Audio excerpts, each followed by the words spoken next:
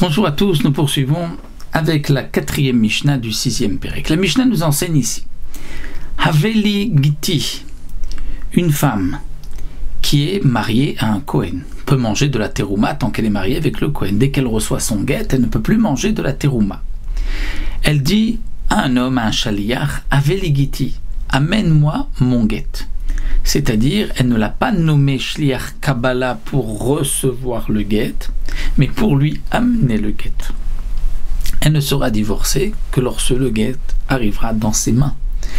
Donc, tant que le guet n'est pas arrivé dans ses mains, elle peut manger de la terouma jusqu'à ce que le guet arrive dans ses mains. Elle est toujours la femme du Kohen. Mais si elle dit au shaliach kabel ligiti, va recevoir pour moi mon guet. Dès que le shliach va recevoir le guet, elle est divorcée immédiatement.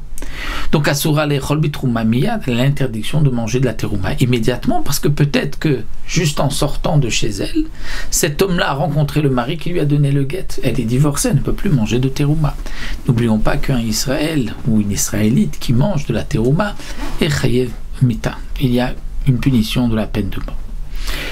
Un autre cas nous dit la Mishnah et kabel ligiti bemakom ploni. Cette femme de Kohen, a dit au shaliach, va recevoir mon guet à tel endroit. Puisqu'elle a dit à tel endroit, donc elle ne sera divorcée qu'à tel endroit. Alors, elle pourra manger de la terouma en calculant le temps que mettra le guet pour arriver à tel endroit. C'est-à-dire de là où son shaliach arrivera là-bas, là où son mari ici n'est pas là. Elle va calculer, puisque comme d'après ce qu'elle a demandé, elle n'est divorcée que là-bas, donc elle va calculer le temps qu'il faut pour que le shaliach reçoive le guet là-bas. Donc en fonction de là où se trouve le shaliach, là où se trouve le mari, etc.